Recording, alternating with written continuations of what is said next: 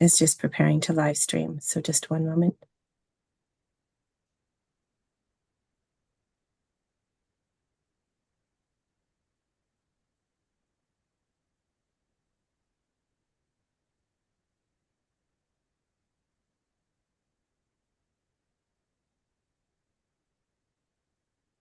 All right. Hello, everyone, and welcome to the June 11th, 2024 regular council meeting for the Village of Lytton. I'd like to take a moment to remind everyone to please turn off your video, mute your microphones, and allow council to begin the proceedings. Just to let you know, we're all being recorded and broadcasted on the Village of Lytton YouTube channel. If anyone is looking for a video recording of this meeting or past meetings, you can go to the Village YouTube channel and watch it there. Thank you, Your Worship. You may call the meeting to order. Thank you. I call this June 11th regular council meeting to order at 7 p.m. First of all, I want to acknowledge that the Village of Lytton is located on and doing the important work of rebuilding on the traditional, ancestral, and unceded territory of the Ntlaka'tan people. We have all council here at the table tonight, as well as Kathy Walters, who is here this evening as Deputy Corporate Officer in accordance with our procedure bylaw. So we'll move right on to adoption of the agenda. So I call for a motion. Councillor Lightfoot, seconder. Sure. Councillor McCann, are there any? Nope. All those in favor? Carrie, thank you. All right, on to the adoption of the minutes of the May 28th meeting. We have a recommended motion. Also move. Thank you, Councillor McCann, seconder. Seconded. Ross, and any errors or omissions? No. All those in favor? Carried. This is really nice that I'm not having to look up on the screen. I'm chatting here at everybody. All right. I don't believe we have any delegations tonight, but I'll turn it right over to CO Storoshenko to lead the public comment. Thank you, Your Worship. So members of the public are now invited to comment on matters relating to the agenda. If you would like to speak, please use the raise hand function on Zoom. You can find that by clicking on the reactions at the bottom of your screen and then click raise hand. When it's your turn, I'll read your name and we'll ask you to unmute yourself. You'll get a pop-up on your screen asking you to unmute. You'll have 2 minutes to speak, and we ask the speakers please state your name, your address, and the agenda item number that you're speaking to. So if anyone would like to speak, please use the raise hand function now.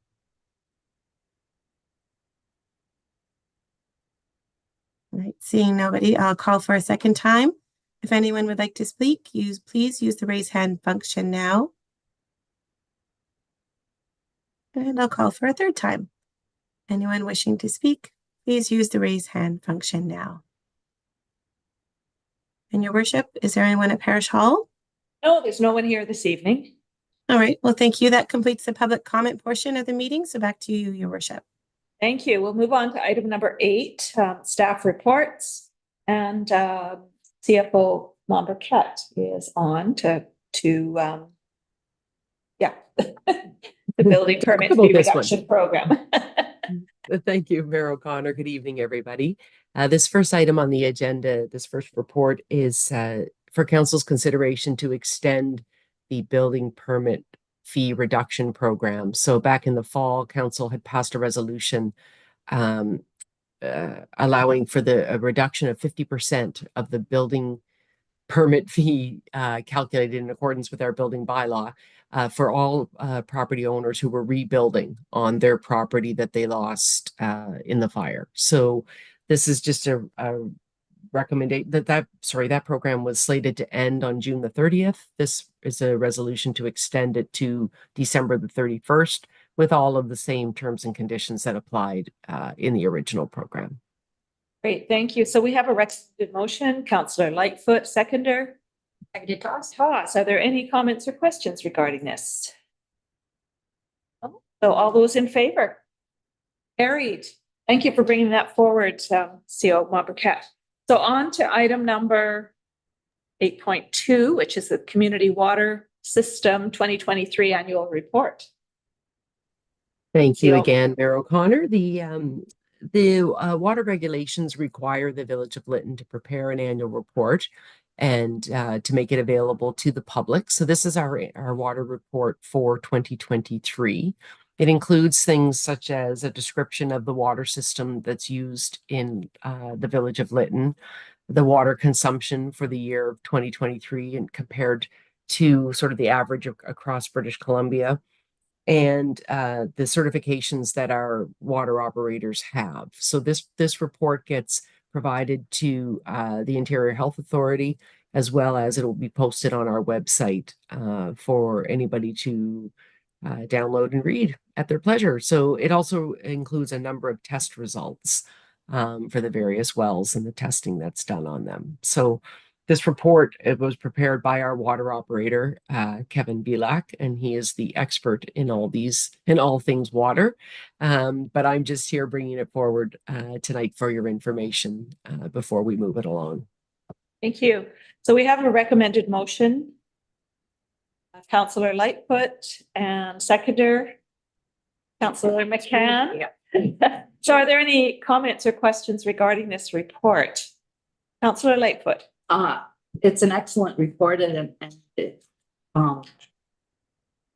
identifies that we use more than average, which is pretty consistent with historical use has always been more than average. But I'm wondering if there's any bulk users. I mean, Kevin's not here tonight, unfortunately, but I'm just wondering if that's all leaks or if there were some bulk users that took advantage of the village water system that inflated the numbers.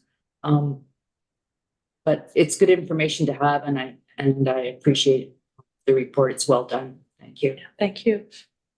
I was just going to say we could arrange at a future meeting if council would like to have the Public Works team, Kevin and Brian, attend for a more kind of comprehensive discussion around the system. I do know that when I was reviewing the report with the team, we talked about the excess water consumption, and it is their understanding at this time that there are still a number of leaks in the system that have to be repaired and have to be fixed. They were surprised at the amount of consumption based on,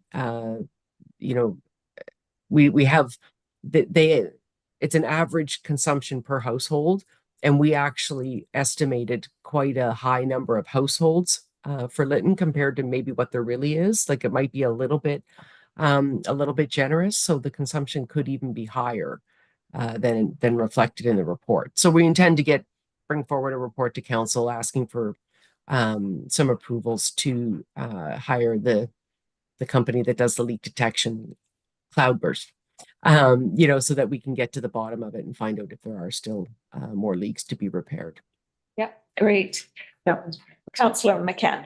Yeah, my question was basically how does this report determine the follow-up actions? So in one sense, it's nice to have a report, but it's a report that's useful to you if you use that data now to determine your actions going forward.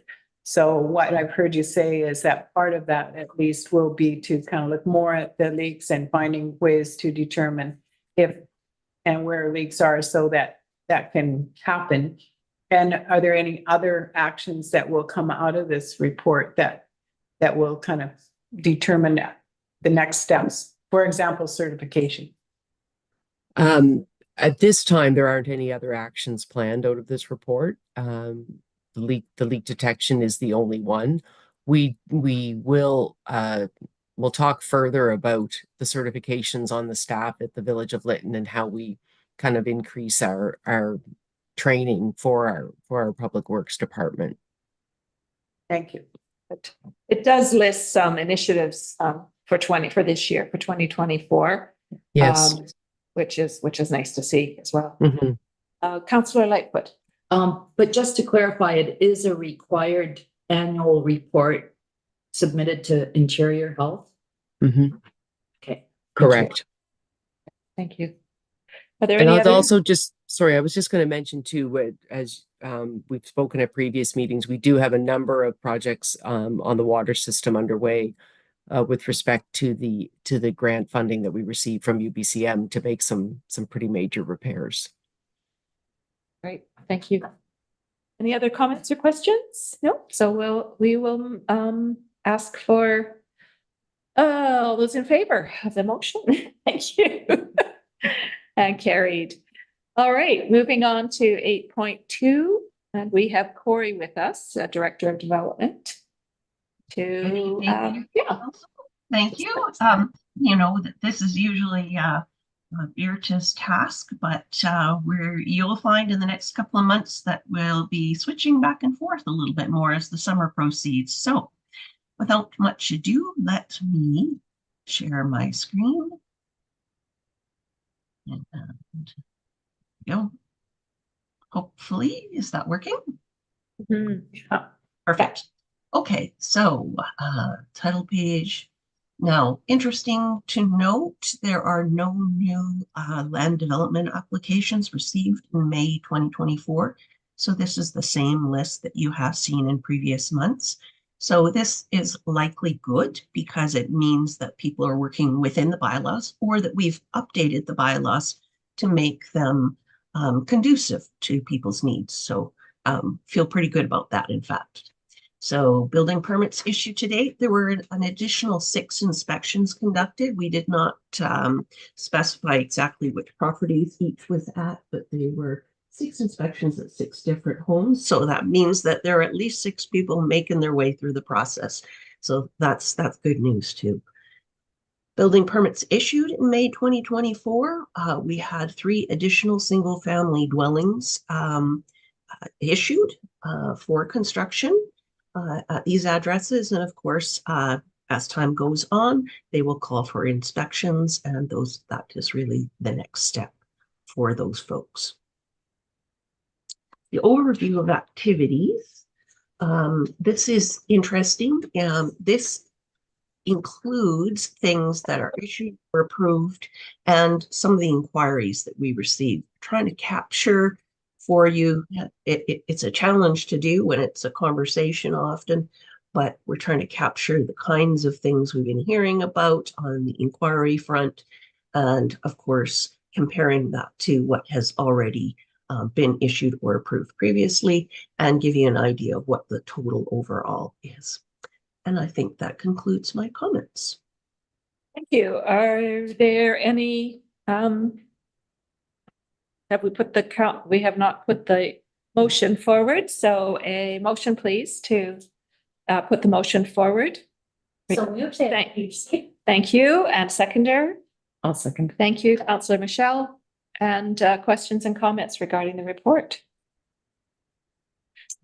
Okay, thank you. Thank you, Corey. I do have to say that I have to go through, you know, being a small town, I have to go through and sort of say, well, where is 365 Trans-Canada Highway? Yes. It's more meaningful for me than this, but it's really good to hear. So this is an updated list as of May 31st. Is that correct? Yes, okay. That's absolutely correct. So we'll talk again about this at the end of June. Perfect. Yeah. All right. All those in favor? And carried. Thank you. We will move right on to the OCP permit areas report. Number 2. We had number 1 last week, or last council meeting. So Corey, back over to you. Thank you. Here we go. Start my, oh, did that work? Doesn't look the same at my end. There we go. That looks better, I think. All right. So this evening, as you said, we're looking at the second report, and you're going to see as we move through each of the reports that there's some continuity between our presentations to try to give you an idea of, you know, sort of like how this fits into our bigger picture. So the steps that we've done to date, of course, are to update the strategy. That's when we determined we would chunk it down into these pieces. We've done a phase 1 summary with some requests for additional technical information about riparian areas. A portion of that information arrived, in my inbox this week. So we are making progress on that. So that's great. Then we talked about establishing a single DP and temporary use permit area with sets of guidelines that were renamed and simplified. We reported to you, of course, on May 28th. And this evening, we are here in the process. June 11th, we're going to talk about natural hazard and floodplain development permit areas. Of course, the report includes some draft text and a map, and also pulls out the zoning bylaw changes that are required and separates them from the discussion on the official community plan, because as we go along, I'll explain why we're doing that. Okay, so as I said, here we go. We have these three pieces. So attachment 1 contains the first draft. Understand that this is draft language, and when it goes out to the referral agencies and receives public comment and whatnot, it may well look a little different than it looks now. However, it's a great place to start, and you have to start somewhere in order to have a conversation. So basically, initial consideration of proposed draft bylaws for the OCP will be delayed until we've done all of the OCP areas. However, because the zoning bylaw already contains floodplain regulations, and as you know, that is further down the framework, so it's already a couple of steps ahead of us. The red arrow indicates what we're generally talking about with respect to the OCP, establishing the objectives, creating the policies, and then describing some guidelines that help people understand how to achieve those. The zoning bylaw has already gone down to the bottom of the framework and includes standards and procedures. So we just need to update that information to reflect current data.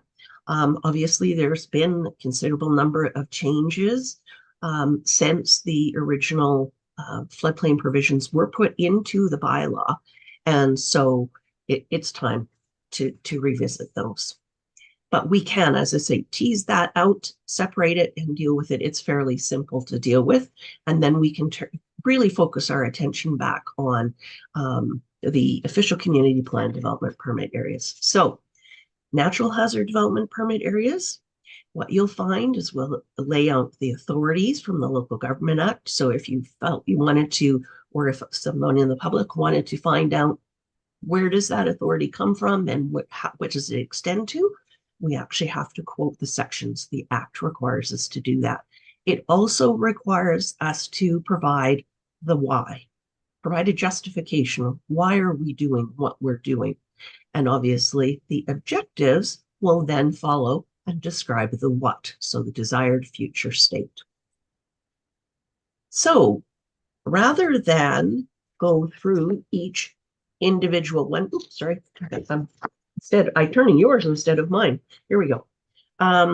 So basically, why are we doing this? Well, we want to describe where we want to get to. These are the things that we envision for the community at a very basic level, right? We want to minimize risk to people and property from natural hazards. We want to manage development and construction practices in those hazard areas to protect those structures from damage in the future, because as soon as the village issues a building permit, we have a responsibility to property owners. So we need to make sure we do our due diligence. So we want to provide stable and accessible building sites. So these three are probably the most key of the objectives. We're splitting natural hazard development permit areas into those three areas: the floodplain, which, as I said, has already been dealt with in the zoning bylaw. So we push that one aside. We then need to talk about hillsides and wildfire. Of course, these hazardous conditions are well known in our area. Lytton Creek is the one creek or water body that comes up as a distinct mapped entity. So we will likely include that in the bylaw just for information. We will not be creating a development permit area to accompany that, however, because those standards are already in the floodplain bylaw, and you'll consider an amendment to the floodplain bylaw to reflect those updated standards a little later this meeting. So, as I said, no additional DP designation. Here are the floodplain regulations that are changing. So there's been a separation where it was one number for both the Fraser and Thompson. It is now a different number for the Fraser and a different number for the Thompson. So these are just updating. You will find they are consistent with the TNRD's floodplain bylaw as well. So again, I've circled the change. Again, they separated out the Thompson River from the Fraser River and have a lower elevation above the Thompson River. So depending on how you look at it, that's good news for people who want to construct there. They can get a little bit closer to the water. So while you have attached the objectives and that map, essentially what we're doing is only laying the initial foundation tonight. So if you have any questions, feel free to ask them. Anyone can send questions to planning@lytton.ca, and we'll do our absolute best to answer them, because I'm sure there's going to be people who are curious about how this affects them. And as we go along, we'll try to work with everyone to make it as simple as possible. Unfortunately, the way the province's legislation has evolved over the last 3 decades, municipalities have become more and more responsible for some things that in the distant past were the purview of the province. So it's really important that we protect the village and the villagers from, as I said, those hillside hazards and the wildfire hazards. Floodplain is a little more straightforward because there are regulations. So next meeting, I'm going to bring some additional text forward, as well a graphic, and we're going to actually walk through how to read the guidelines. And we're basically just trying to unfold a little bit at a time so you can digest it and we can move on to the next piece. So I think that's probably it for this evening, because the floodplain bylaw comes back on a later item to go for first reading. Once it's had first reading, then we'll send it out for agency comments. So we'll start the formal process then. Thank you. So we have the recommended motion to receive this report for information. Who would like to put that forward? Councillor McCann and a seconder. Toss. Questions and comments? I have one, and that is on your report. You are recommending, or you are suggesting that, oops, I've got to find it now. The report. You have a recommended motion that council gives zoning amendment bylaw 747. So yes. I guess I don't see that on the agenda, and I just want to understand. Sure, that's fine. Reasons why, or what is the best move there? Because we're sort of dealing with this as a comprehensive topic, and we would be discussing it in one presentation, I put it in my report, but Lisa correctly advised us that it needs to show up later in the agenda under bylaws, and you will give it a formal reading at that time. So right. It's just delayed. It's not gone. Okay, no problem. Thank you. Any other comments or questions? No? All those in favor of receiving this report? Carrie, thank you very much, Corey. You're most welcome. Okay, so now we move on to the bylaws. I guess I should have, because I did read it. Oh my goodness. Okay. Bylaws. So we have the zoning amendment bylaw recommendation for first reading. Can we have a motion, please, on this motion? Blah, blah. I'm not talking clearly tonight. Councillor Lightfoot, seconder. Seconder Toss. So are there any other comments from staff on this, or nope? So any comments or questions from council? All those in favor of first reading on this bylaw amendment bylaw? Thank you. Carried. Thank you. We'll move on to financial plan bylaw. And this would be CFO Monbouquet. Thank you, Mayor O'Connor. And just a couple of comments to make. Council passed the financial plan for 2024 to 2028 back in April.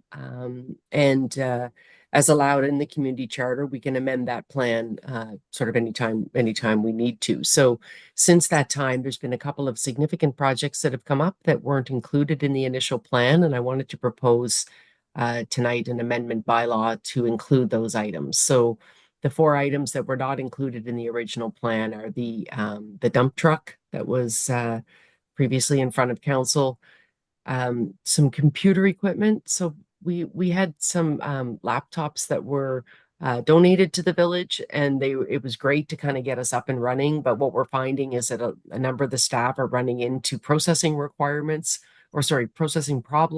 because the laptop just doesn't really have enough bandwidth. So we need to replace them with some desktops, which is what Kathy has just gotten a desktop. We also need to purchase some sewer testing equipment to conduct the proper testing at the sewage treatment plant, and the website upgrades that we had a report on. I think it was at the last meeting for $20,000. So those 4 items were expenditures that were missed from the plan. Well, we didn't know about them at the time the plan was being put together. And then there was just one other small item that I noticed we had included payments on long-term debt in the plan, but the debt was paid off last year. So I kind of took that one out while I was in there. And one final comment, our intention will be after the June 30th month end, we will prepare a more sort of wholesome review of the financial information for the first 6 months of the year, and potentially could have more financial plan updates at that time. Thank you. So we have recommended motion is to give first 3 readings to this. Councillor Lightfoot, a seconder.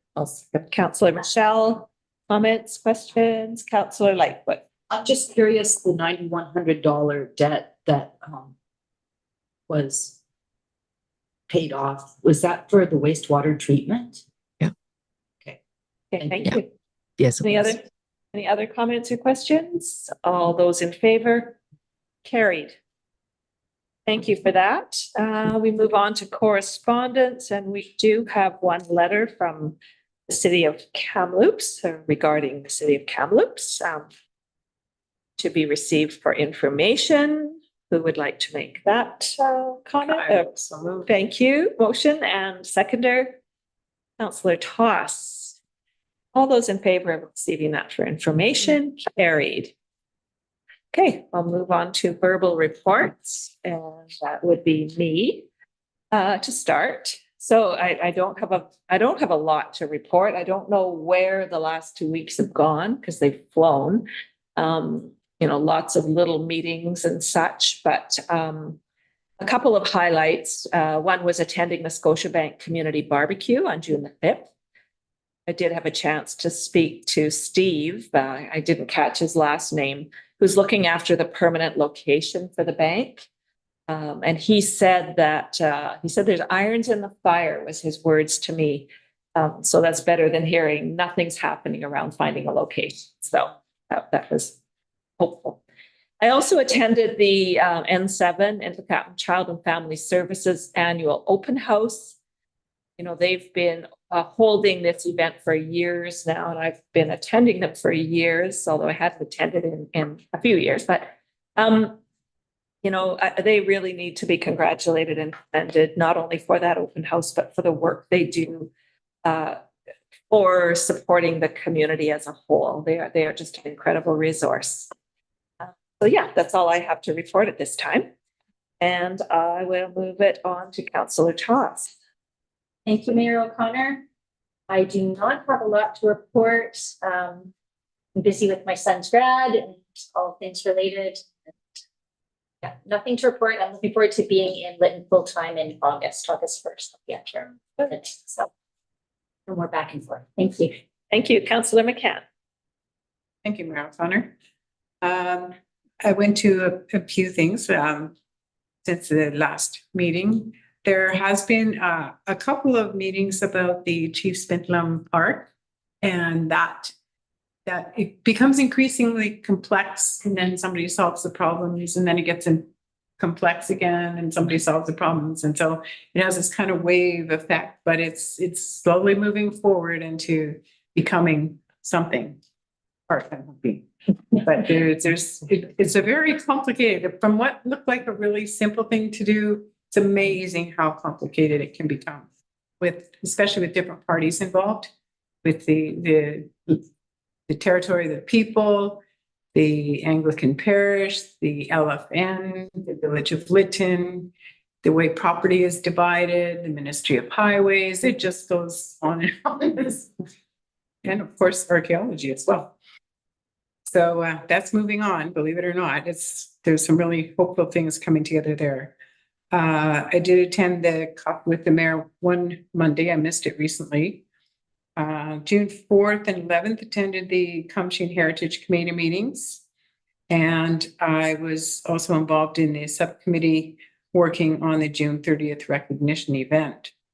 I just had a little comment that I wrote down for tonight.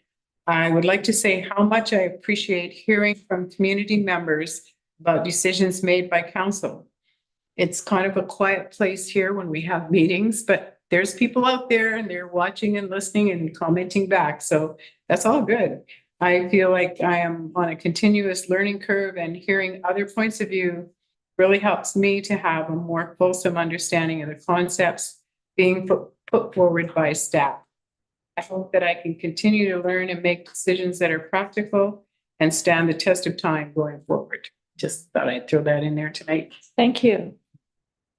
Yes, thank you. Councillor Michelle. Nothing to report. And Councillor Lightfoot. A few things. Red Cross held its psychological first aid training, and several of us at the table attended. It was a good day. I think there was 10 in all that attended this program, and I want to thank staff for helping in the background organize the luncheon and the venue. Thanks for doing that. I also attended the Bank of Nova Scotia Appreciation Day, and I also met Steve. And my conversation with Steve, though, was more about I was asking him to help me remember when they actually established their Temporary satellite, I guess I'll call it, unit.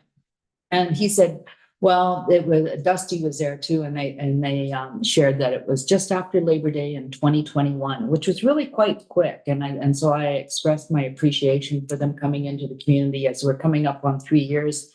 You know, there was a period of time where none of us had money and didn't know where to go and get money. And I think they were quite quick in their response. He said that since that time, at that time, he was told you didn't do it fast enough. But since that time, he actually has a couple more units being prepared, because unfortunately, as we look ahead in the future, these type of satellite stations are going to be needed in other locations. So it was good to have a conversation with him. And then yesterday, Monday, I came and had coffee with the mayor. We didn't have as big of attendance as normal, but still, we've got the dozen hearty people that come and share concerns and jokes occasionally. Yeah, great. Thank you. Thank you very much. Well, that brings us to the end of the regular council meeting, open section, and we're going to be moving into closed meeting. And so I'll turn it back over to Councillor, CO Staroshenko. I actually need a motion, first of all, to go Oh, into I closed. apologize. We Yep. need a motion to move into closed meeting. You're right. So we have the recommended motion here. Councillor Lightfoot, seconder, Toss, all those in favor? Yes, you carried. Thank you. All right. Thank now you I'll very turn it much. over to you. Thank you, Your Worship. This concludes the public portion of the regular council meeting of June 11th, 2024. We ask that the public and staff please remove yourself from the meeting as we go into our closed session. Thank you for attending this meeting tonight and have a wonderful evening. I invite council to take a short recess while I reset the meeting to closed.